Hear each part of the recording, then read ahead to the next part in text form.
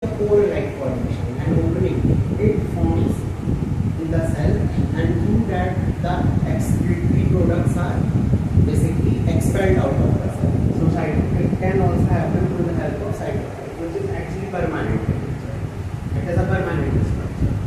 Then osmoregulation is actually happening through the contractile mechanism. Now this structure is quite new for you because you haven't ever heard of this structure in 11th, 12th bio or even in 9th, 10th science anywhere. This is for the first time you will learn about the contractile mechanism, and even cytoplasm is also used for you. So there are certain structures which are specific to this protozoan phylum only. So contractile vacuoles are one of those structures which you will be seeing as a specific characteristic of the phylum Protozoa. So you will find in them, and how they are helping in the osmoregulation, that we will learn when we study the type organic.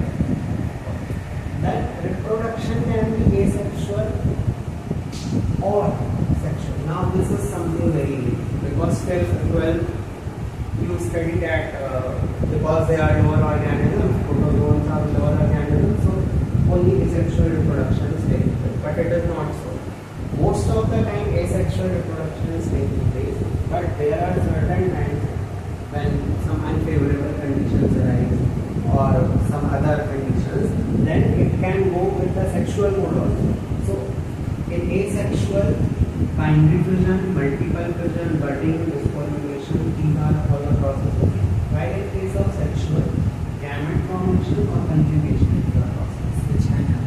Even there are certain more processes also. When we will study paramation, then we will study the other processes in detail. There are many processes, there are many modes which with the help of this protozoans can reproduce. So the next is life cycle exhibits alternation of generation. Now what does this alternation of generation mean? Some of the phase would be sexual and some phase of the life would be asexual. So it would go in an alternate fashion. The whole life cycle of the organism would go in that fashion. So alternation of generation is found in protozoa. Then encystment can occur in unfavorable conditions. Now this particular encystment वाला यहाँ पे point है, इससे आप अगर आपने 10th की biology को थोड़ा सा याद करें तो there you would have studied लेशमानिया. So लेशमानिया में मल्टीपल फिजन होता था, ऐसा आपने तब पढ़ा था.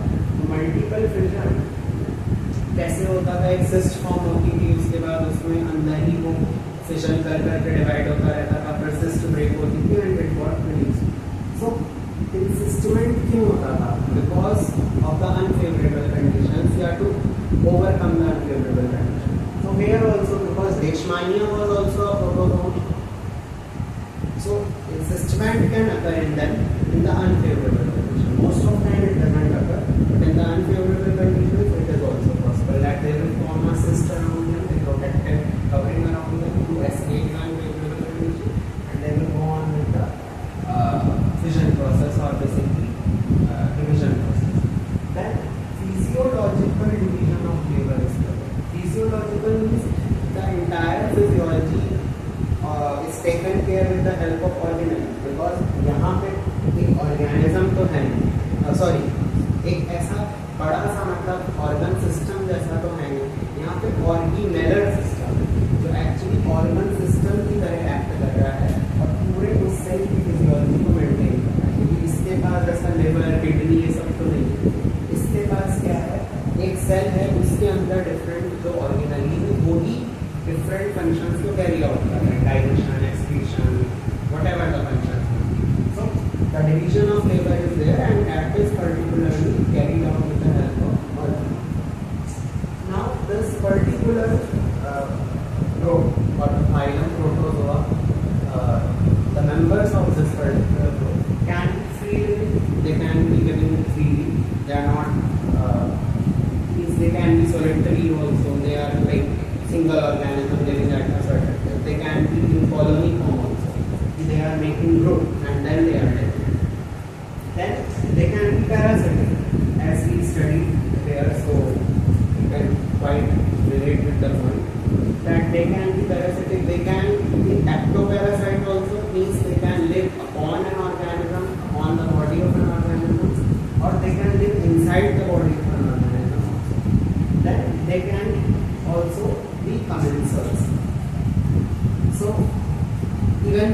certain other forms of interactions also which they show.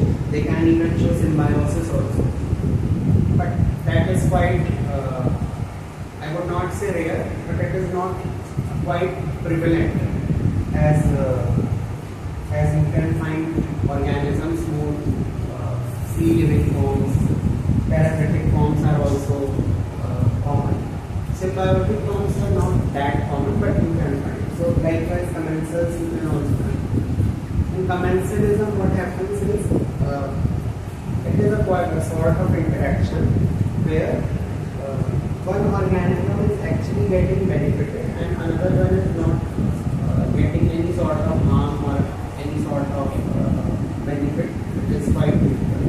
So there are different sort of interactions which they show, and they are found in this. And they are also, you can say, cosmopolitan. They are actually found everywhere. So it is an important island. And in the next class we will be studying in detail